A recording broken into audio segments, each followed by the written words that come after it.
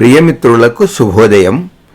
మనం ఇప్పుడు కంచర్ల గోపన్న రచించినటువంటి దాశరథి శతకంలో 34వ పద్యాన్ని చూస్తున్నాం.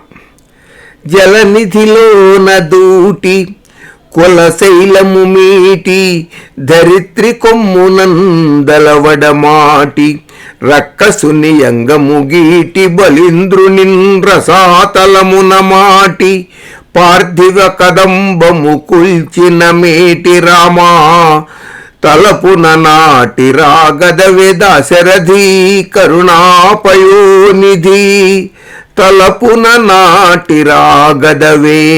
నా మనస్సులో నిశ్చలంగా నిలవయ్యా ఓ రామచంద్ర అంటున్నాడు. జలనిధిలో నదూటి ఓ దాశరథి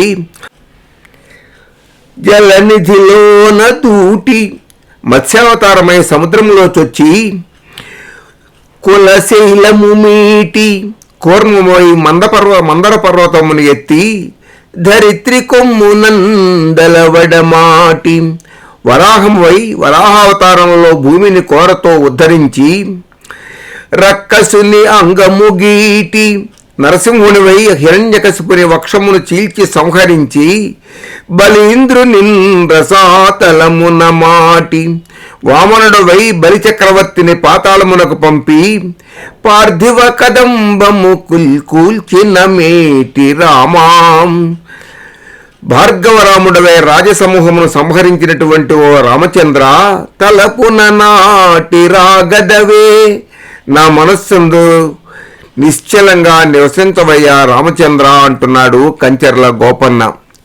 జలనిధిలోన దూటి కులశైలము మీటి ధరిత్రి కొమ్మునంతలవడమాటి రక్కసుని యంగము గీటి బలీంద్రునిన్ రసాతలమున మాటి పార్థివ కదంబము కూల్చిన మేటి రామా తలపున నాటి రాగదవే దాశరథి కరుణాపయోనిధి.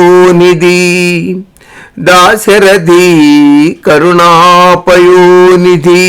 స్వస్తి.